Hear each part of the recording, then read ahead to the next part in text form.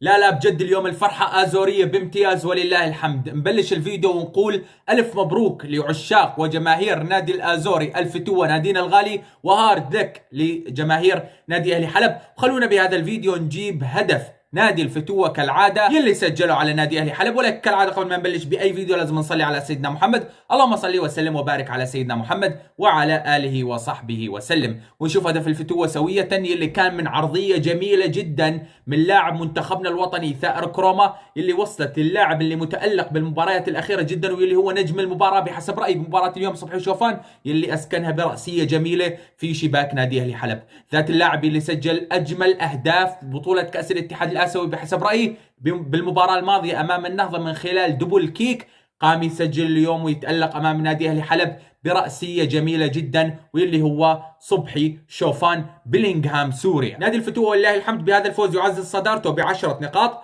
أما نادي أهلي حلب فيبقى ب5 نقاط. طبعا المباراة بشكل عام كانت أفضليتها للفتوة، ما حدا يقدر أبدا ينكر هذا الشيء، لكن الفريقين قدروا يوصلون لمرمى بعض وقدروا يهددون بعض. ولكن بصراحة أعتقد نادي أهلي حلب اليوم كان في ضياع كبير دفاعي من حيث الأخطاء الدفاعية اللي كان يرتكبها اليوم، وضياع كبير هجومي من حيث عدم استغلال الفرص. نادي الفتوة أيضا كان عنده عدم استغلال للفرص، ولكن كان يعني بنسبة وبوتيرة أقل من نادي أهلي حلب، لذلك انتهت المباراة بفوز نادي الفتوة ولله الحمد بنتيجة 1-0. ألف مبروك لعشاق الآزوري، والله العظيم اليوم يوم لا يوصف، فرحة لا توصف. سبحان الله احنا قام نلعب أمام فريق كبير يدعى أهلي حلب، الفريقين هذول مشاركين في آسيا في هذا الموسم، فهي مباراة لها طعمها الخاص في الدوري السوري ومن بين مباريات الدوري السوري. بس والله هذا كان فيديو اليوم، السلام عليكم ورحمة الله وبركاته. لا تنسى اللايك والاشتراك.